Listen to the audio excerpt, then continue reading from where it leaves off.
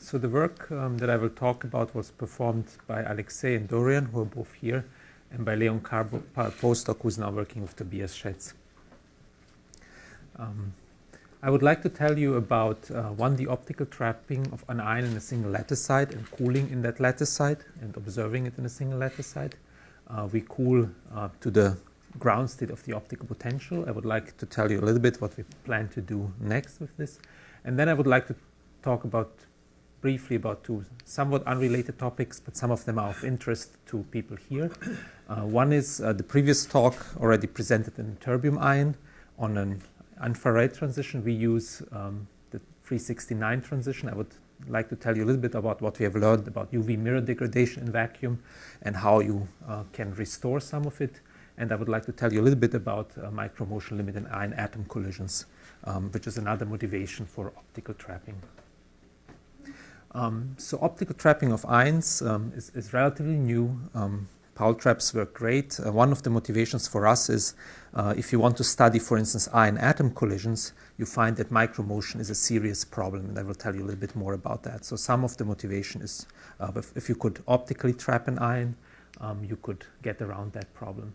There's been pioneering work in Tobias Schätz's group about 2.5 or 3 years ago, where he showed that if you started out with an ion in a Paul trap, superimposed a tightly focused dipole trap, and then turned off the Paul trap, then you could, for a few milliseconds, trap in that dipole trap, in the single focus dipole trap the ion.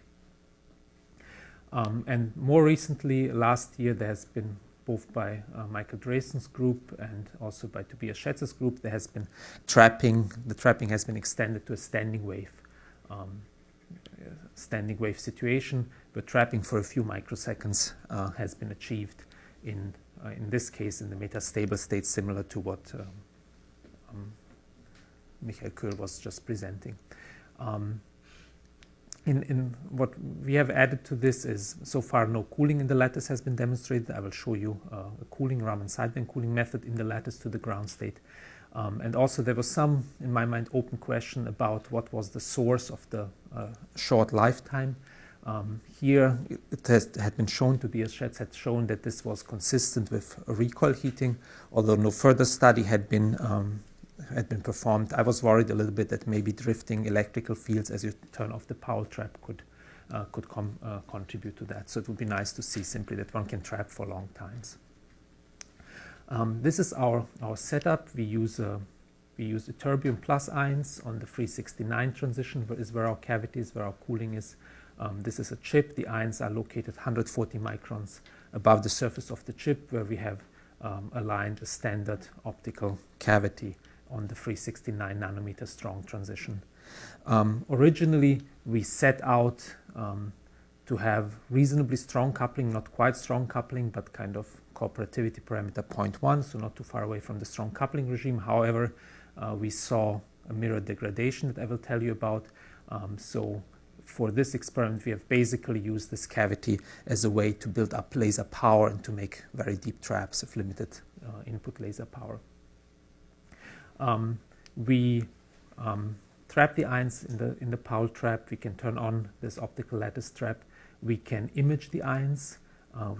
For measurements of the ion position, we image the ion onto, in an image plane, we place an absorbing edge, and there we can use the signal on a PMT, basically the shadow of this absorbing edge, to detect the ion position in a lock-in technique that I will tell you about.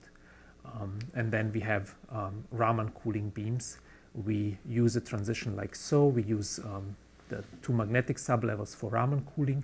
We have relatively near detuned, this is called sigma minus, circularly polarized light that pumps the atoms into the m equals 1 minus 1/2 state.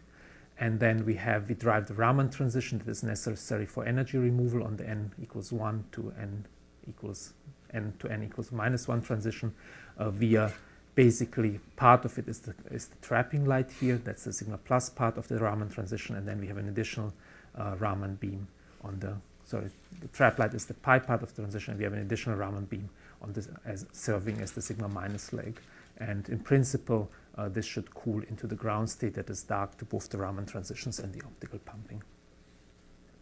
Yeah, so this is the level scheme. We typically use, so the trap light is typically 2 cavity modes to tune for us 12 gigahertz, although we have also tried other detunings, and typically the optical pumping light is detuned by 100 megahertz or so. What that also means is that basically in deep traps, we have worked with optical lattice traps as deep as maybe 50 megahertz. It means that this transition here, the optical pumping transition, is tuned by the lattice light, so that, as I will show you in a moment, the fluorescence of the ion on this optical pumping transition also tells us something about the temperature of the ion. So to perform the cooling, we use a blue detuned lattice, 12 gigahertz detuned. And so what we expect, therefore, is that if an ion is cold, then there's no light shift, and we expect a certain fluorescence rate. And so what we did here is we applied a tight Paul trap in all 3 directions with a vibration frequency of about 2 megahertz, and we displaced the ion along the standing wave. And then what we see is this is near the nodes, where the fluorescence is minimal. When we place the ion near the antinodes, then the transition, the optical pumping transition, is tuned closer to resonance, and we see an increased fluorescence rate. So basically what this tells us is that the fluorescence rate, if we are near the node, the fluorescence rate tells us something about the temperature of the ion. If the ion is cold and is sitting really near the node, we will see a low rate of fluorescence. And if the ion is hot and occupies, say, all this region, we will see a high rate of fluorescence. So basically, by observing the fluorescence, we can deduce the temperature of the ion. And so what we do here now is we scan the magnetic field. We scan the magnetic field, which tunes the Raman transition and out of resonance, and depending on the value of the field, we can be either on the heating side, where we increase the vibrational quantum number by 1, or on the cooling side, where we decrease the vibration number by 1. And so what you see here is a function of applied magnetic field. Is on the heating side, we have a strong heating peak. This is the n to n-1, n to n plus 1 transition, and then higher order sideband, n to n plus 2, n to n plus 3, and so on. And we get a lot of fluorescence because the ion delocalizes away from the node, and then we see a lot of fluorescence. This, by the way, this spectrum is done in a weak trap. To just give you typical parameters, our optical trapping frequency is on the order of 1.2 megahertz in the optical lattice of depth of 50 megahertz, and our background trap, where the ion is the background Paul trap in that direction, is about 100 kilohertz. So the ion is weakly trapped in the Paul trap and then strongly trapped in the optical lattice trap. And if we tune to the correct level, to the correct magnetic field, so that we are in resonance with the n to n-1 transition in the optical lattice, we see a minimum of the fluorescence. And basically, by using this calibrated fluorescence, we can calculate the time that the atom spends in the ground state, which doesn't fluoresce, and from that we can get the value of the mean vibration quantum number in the optical lattice. So we find that we are very close to the ground state at the optimum limit. So this tells us that we can prepare an atom near the node, near the ground state of the system. To now really see whether the ion is trapped, we would like to see that this optical lattice can withstand external forces. What we do is we apply now a modulation of some frequency, some relatively slow frequency, trying to displace the ion along this direction. And if our optical trap really works, then basically the ion should not be moving. So what we do is we modulate the ion back and forth, and then apply a lock-in technique where we measure the modulation of the fluorescence with this knife edge in place, and deduce from that how far the ion has been moved along that direction. And so what you see here is, for instance, the blue curve is without optical lattice. So basically, by converting the fluorescence into a displacement, we can calibrate that separately with a CCD camera. We see that we see this periodic motion without the lattice. In this case, it's moving by about 4 lattice sites in the absence of the optical lattice. I should say that some similar technique has been also used by Rainer Blatt's group. And then what we see is that if we apply the optical lattice, these are the red data points, then we see no detectable ion motion at this level. Basically, the optical lattice keeps the ion in place in spite of this modulation by several lattice sites up and down. This is the case for a modulation period of 30 microseconds. So that tells us for 30 microseconds the ion remains trapped in a single lattice site. It doesn't move over on average. If we go to longer and longer modulation periods, here we went all the way to 100 milliseconds, what we see now is some reduced amplitude of motion with some phase delay. And that simply tells us that on this time scale, the ion is starting to thermally hop. We think thermally hop from lattice site to lattice site, so it follows the driven motion, but typically with some delay because it remains trapped for some time and then moves over. So this gives us, basically this gives us a handle on the trapping time in this system.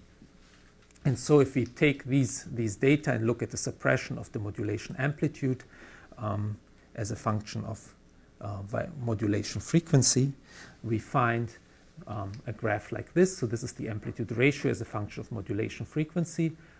Out here to about a few 10 millisecond, we have essentially complete suppression of the modulation. The ion remains located in a single lattice site. This is amplitude ratio. This is the displacement in nanometers. Our lattice period, lambda over 2, is 200 nanometers approximately, like so. And then for longer times, for very slow modulation frequencies, this is a modulation frequency of 1 Hertz, we find that the ion follows the modulation. That's basically on this time scale. It is not trapped by the optical lattice, and the transition is at around 100 milliseconds or so. This solid line represents a very simple model. So if we take the measured ion temperature and then just calculate how often is the ion thermally excited enough to be above the optical lattice to be able to move it to a different lattice site and then, be driven for a while and then be cooled out again, then this is the solid line that we get.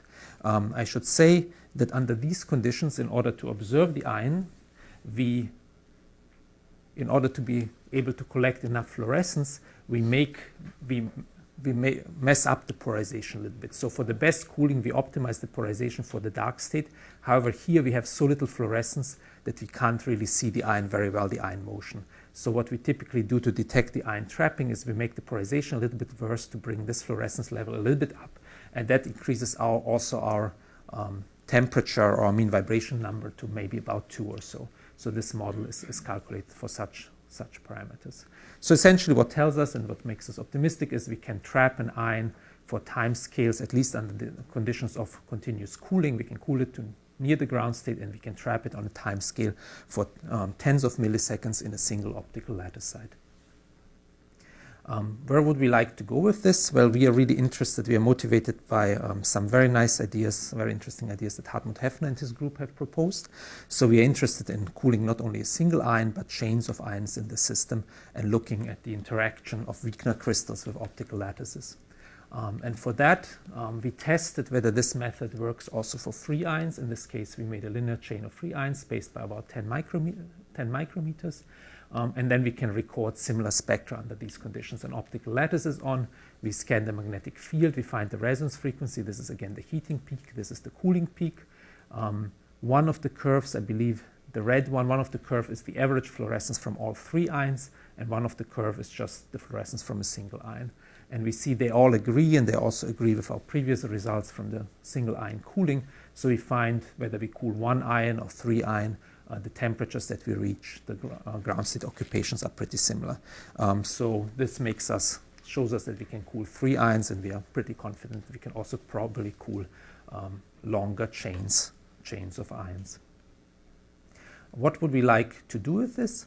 Well, one very interesting model is, this is, as I said, motivated by Hartmut Heffner's group and his team.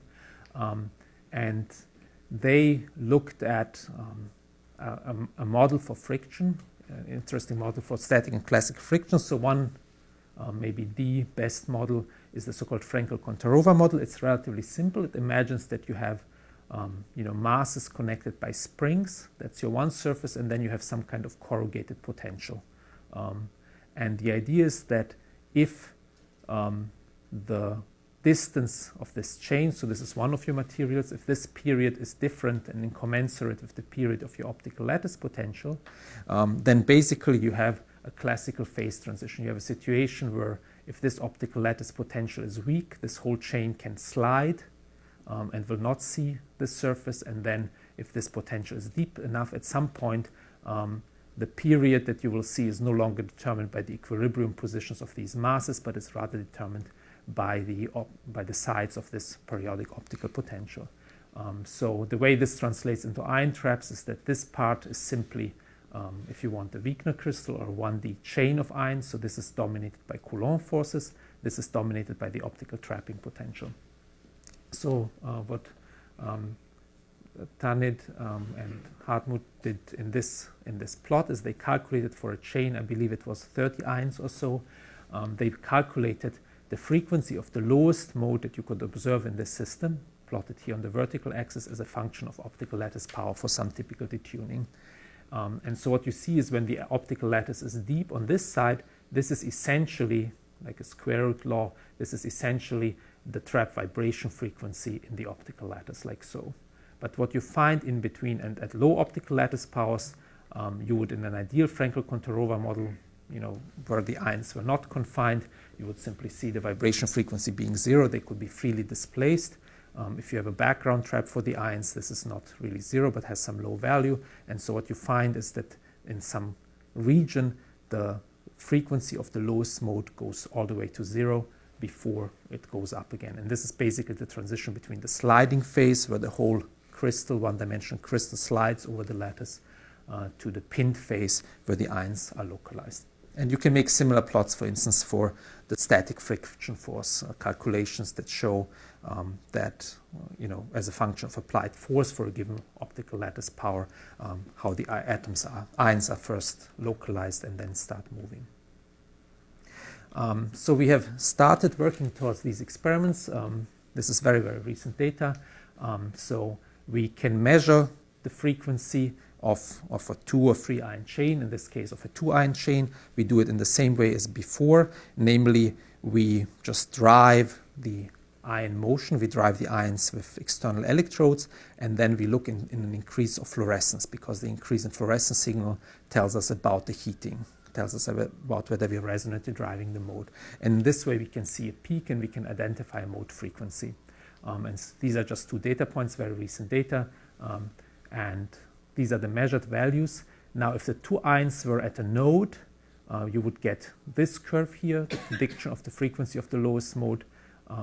Basically, you have the background trap, which has this level. This is the frequency of the lowest mode in the unit of the background trap. So if the trap is off, then you have the frequency of your background trap. And then as you turn up your optical lattice potential, because the ions are at the minimum of the optical lattice potential, the frequency of the mode simply increases. You're just steepening the potential up. On the other hand, if you put the 2 ions both at an antinode of the optical lattice potential, right, then what you would get first is, as you turn up your optical lattice potential, it counteracts the background trap. So the frequency of your lowest mode would go down and then back up. You would see something like that. And this is the prediction of the same system for 3 ions. So the first experiment that we're planning to do is basically putting the middle ion on top of an optical lattice potential, where it can either slide to the left or to the right, and see this kind of softening of the lowest mode. This is, of course, a classical model, but has never been studied before. What really interests us is the quantum version of this.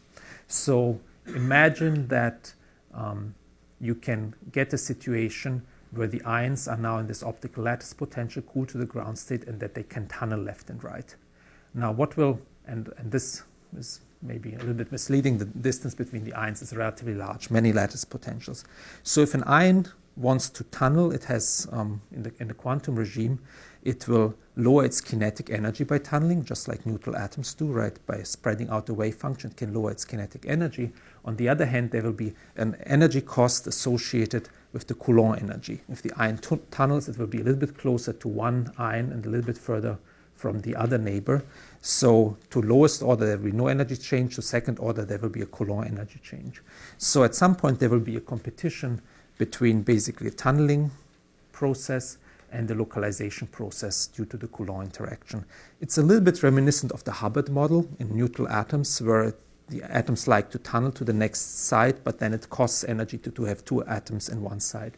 Just in this case, the ions, of course, can never sit on the same side, but there's this Coulomb energy. But it differs from the Hubbard model in the sense that it's a long-range interaction, so not only the energy from the next neighbor, but the next neighbor, and so on, contributes. And there are some theorists are making calculations on this. Can we go to the quantum regime? We are not really sure. The main problem that we see is when you turn down the optical lattice potential, there's a characteristic time scale for tunneling. That characteristic time scale is the recoil energy. That's basically where you see reasonably strong tunneling. You can't go much higher than that because the time scales get too long. And so the worry is that on this time scale, heating will set in, and basically thermal effects will thwart any quantum effects. We have done a quick preliminary measurement of the heating in this trap. So this is the mean quantum number. Now without cooling, we cool the ion down, in this case to a mean quantum number of 2. We wait without cooling in the optical lattice for a time, and then we measure, again via the fluorescence of the ion, we measure the heating. We see this kind of increase, which corresponds at the moment of 2, about 60 quanta per millisecond. Now per vibration periods, that's low, but this is about 50 times the recoil heating. At this moment, we are not really sure whether we have a bad trap, and this is some kind of anomalous heating in the trap that at the vibration frequency of about 1 megahertz where these things were taken, or maybe this is still lattice induced in the sense that we have just power fluctuations of the laser which drive heating. We'll test that in the future. For us, it's not perfectly easy to test. At the moment, we don't have a laser to drive the narrow transition in the ions, so all heating measurements that we do are actually in the optical lattice potential, but we think we have ways of checking whether it's anomalous Powell trap heating or lattice-induced heating. And at this value of the heating, any quantum measurements will be about borderline. So basically, we would like to have a heating maybe 10 or at least 10 times lower to hope to see tunneling in such a system. Another possibility with this kind of trap is if you want to avoid micromotion, you could of course try to trap in 3 dimensions optically. However, radially that is hard because the forces in the radial direction are pretty weak. The mode waste is pretty small, but axially the forces are very, very large. So what we have in mind is you could maybe switch over to a hybrid trap where in 2 dimensions you confine the atoms via electrostatic forces. So that could be simply done by 2 negatively charged electrodes at the end of the Powell trap. So that basically, if these are the negatively charged electrode, in these 2 directions you have DC confining forces. Of course, you would have DC deconfining forces along the optical lattice, but there we have the strong optical lattice force, which could lead to confinement. So it might be possible to build such a trap that you load from a Powell trap and then make basically a DC optical trap. And we think this is might be an interesting possibility. And it wouldn't be so hard for us maybe to switch to this geometry and test. Briefly, I would like to tell you about micromotion limit to atom-ion collisions. I would just like to expose very simple ideas. So, there's been there are many theory proposals of what the beautiful things that you could do if you could combine atoms with ions. You could put an ion in a BSC. You can look at transport phenomena, quantum state gates, and so on. Several theorists have worked on this, and there's been also some very interesting work by Michael Köhl, Johannes Denschlag, Eric Hutz's group, and others. But many of these theoretical proposals at least ignore micromotion.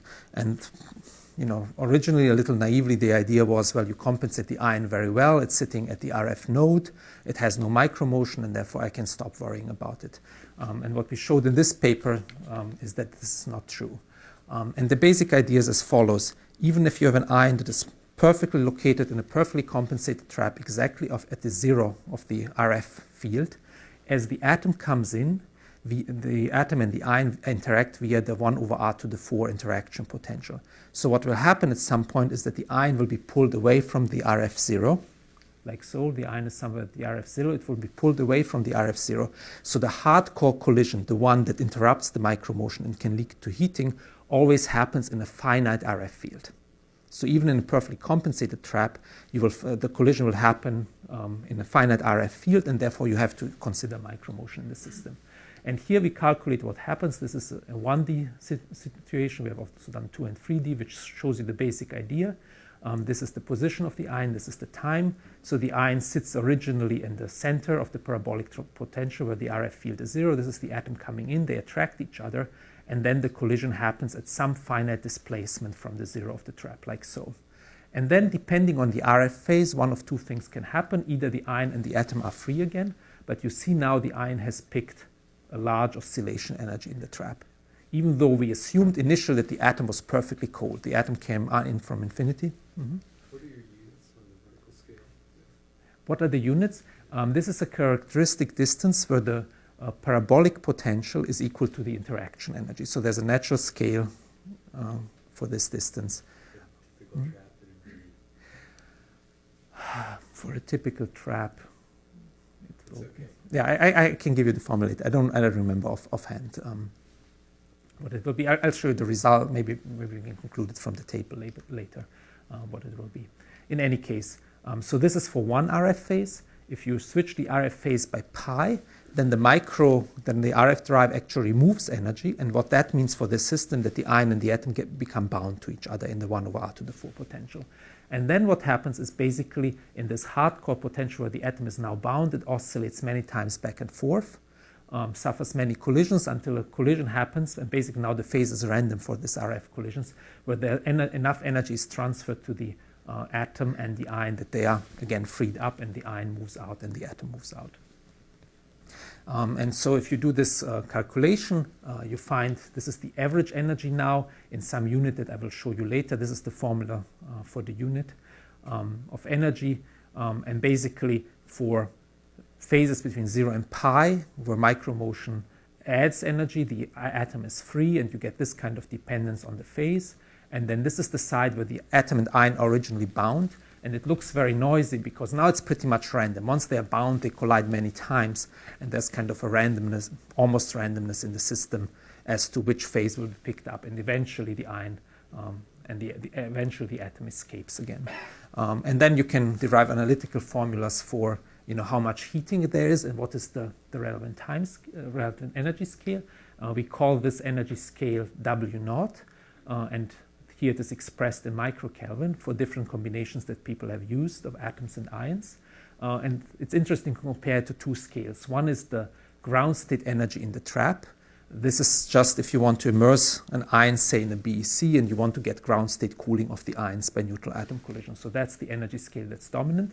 And then for many problems, like quantum gates, for instance, or wanting to study maybe Feshbach resonances, another energy scale is relevant, and this is the S-wave energy scale. And because the 1/r⁴ potential is so strong, the relevant scale here compared to neutral atoms is much lower. So this is 44 nanokelvin up to 6 microkelvin. And so what you see is, as this naive model suggests, if the atom is heavy, then the ion gets pulled out a lot, and you have a lot of micromotion at the collision point. And you get very high energy. This is 0.5 millikelvin, say, for terbium and rubidium, what people have used. So it's kind of hopeless to access both the ground state energy and let alone the S-wave limit. And so the only two, and by the way, this fact that this scale is so high means the classical calculation that we have performed is justified, right? It's so many partial waves that you can really calculate this classically. It's only down here where maybe you have to consider quantum effects. And so what we find is what you expect also for this model. The most promising candidates, the only two, are really very heavy ions, for instance, a terbium with very light atoms, so that the placement is very small. And you find that for terbium and sodium, you should be able to cool to the ground state, although you wouldn't reach the S-wave collision limit yet. You would have maybe 2 or 3 partial waves.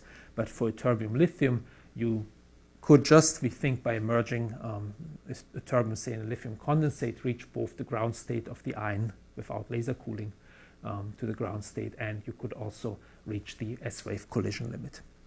Vladan, can you remind me again what is this W0, so this energy collision energy?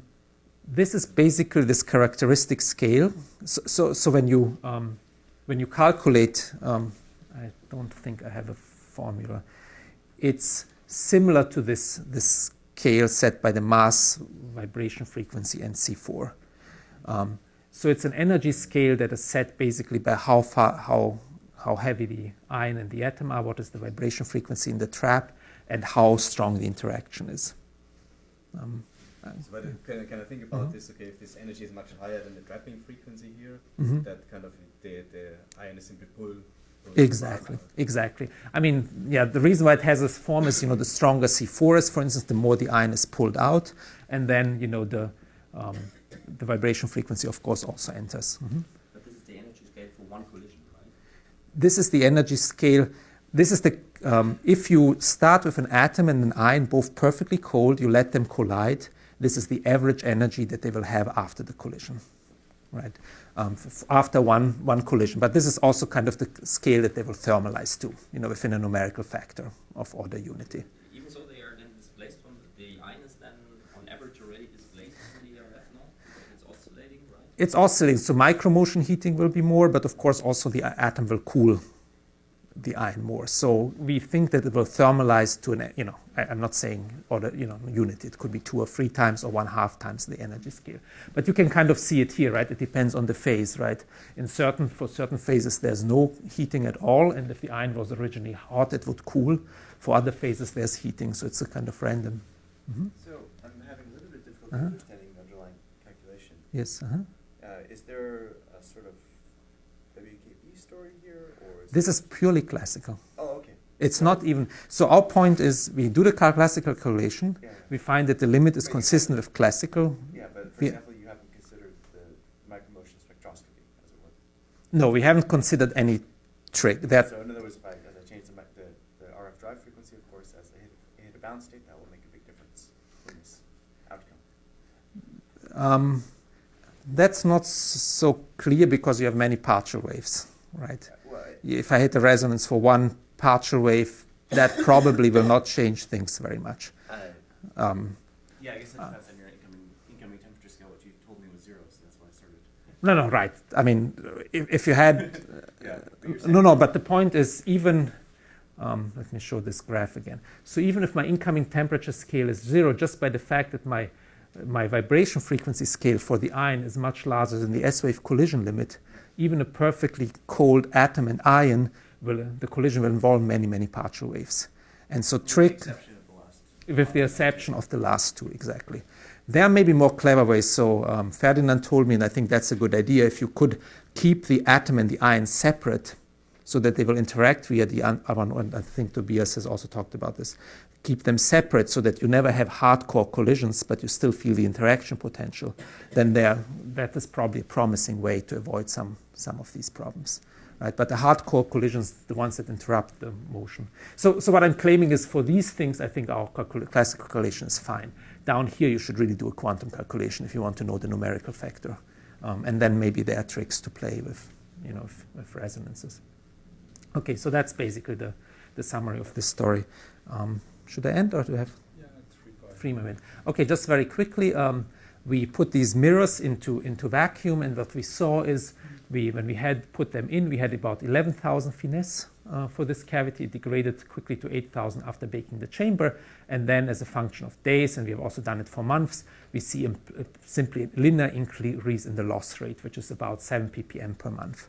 And this increase in loss rate is not due to UV exposure. It even happens when the thing is sitting in the dark and so on.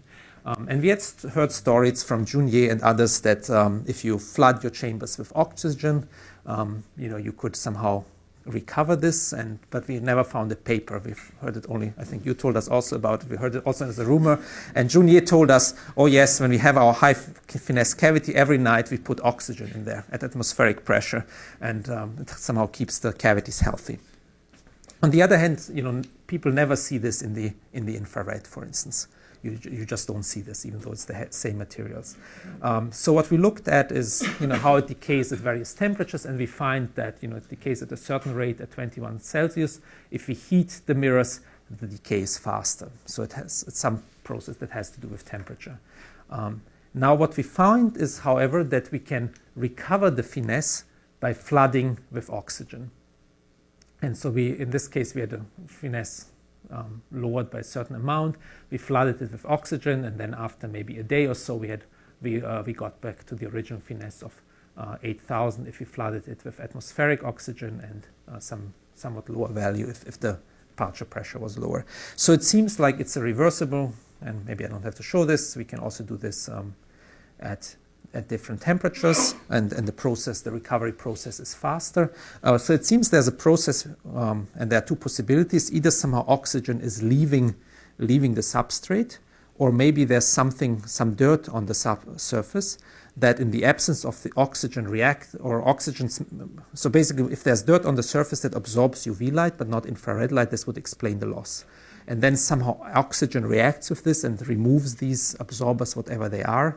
And so then the UV cavity is fine again, and then as oxygen leaves, it come back. So it's either process on the surface or maybe within the top layer of the substrates. We are not sure about that. But the short story is that it seems, we haven't dared doing this for our actual cavity, this was just a test cavity.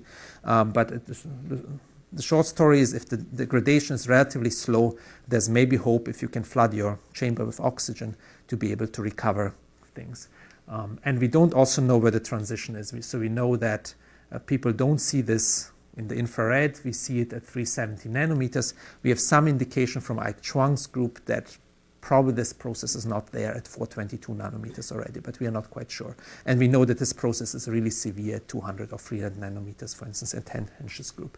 But in short, oxygen recovers this. And with this, maybe I'll just put this slide up. I would like to thank you for your attention.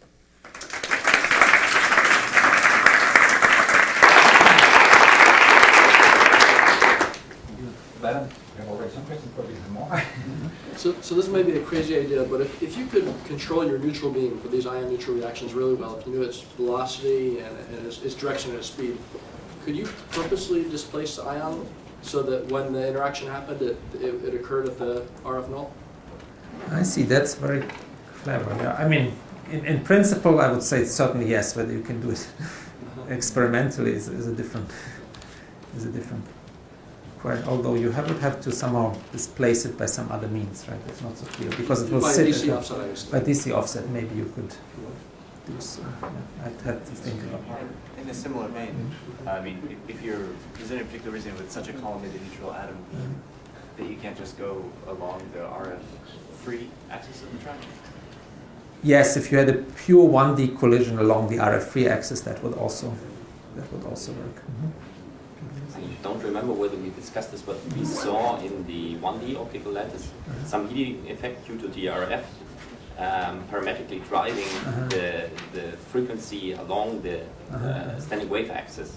So might it be, what is your trapping frequency? What is your RF frequency? RF frequency is 15 megahertz or so. Our vibration frequency is 1 megahertz, but maybe it's still in the wings. It's something that we look at. I didn't show graphs, for instance. We know that compensation matters, right? If we decompensate, we get a worse heating rate. But I don't know, Dorian, have you looked carefully about compensating along the axis? Or Alexei? Not yet. It's we'll investigate it. It's quite possible, yes. Just a quick on that last bullet. Again, this is rumored, and you probably know more than I do. But Jun Yi said that when you get your coating done, there's, I don't know, for 10 parts per million mirror or something, there's 50 layers, and depending on what the company chooses to make their last layer, in other words, is an even or odd number of layers, it's a world of difference. One of them is bad, one of them is good. We will test that. So one is with the silicon dioxide, and the other one is for these tantalum. Yeah. So we are trying. Ike has the opposite top layer, so maybe that's what matters. What we will do is we'll put a thin layer of the opposite material on top, and we'll test with that. And then broadcast on your website with big blinking. Okay. Okay. My suspicion is that it's stuff on the surface. It doesn't make sense to me that oxygen can really, diffuse that far out that quickly. So my suspicion is there's maybe carbohydrates on the surface, and somehow oxygen fixes them. And then when the reacts and fixes them, and if the oxygen leaves, then. But we will see that. Just a remark to the latter part. There's a paper out by us, which is the PM Review Scientific Instruments. We have measured this loss also in fiber optics with a Finesse of 130,000 that go down to 40,000 and can be recovered. And we have measured the surface by X-ray spectroscopy and see a real loss in the surface of the oxygen. So the oxygen density in the surface is lower. It's not really on top of the surface. Do you happen to know what your top material is? It's silicon oxide. Yeah. And there's of course titanium dioxide that you can have also. I do not know which one of the layers is the bad one, but Ours is tantalum dioxide, and we thought maybe silicon oxide is better. we have because seen just all glass. this. You have seen it on the other one as well. on the other one I as see. well, Mhm. and also at 850 nanometers. Really? I Yes, see. I in have the never heard of infrared, it. and this is severe loss, and Uh-huh. it can be completely recovered, but we only could recover it not by flushing it with oxygen, but really by baking it in oxygen atmosphere. Okay. Yeah. We have some indication also that it doesn't recover fully unless we have. Thank you.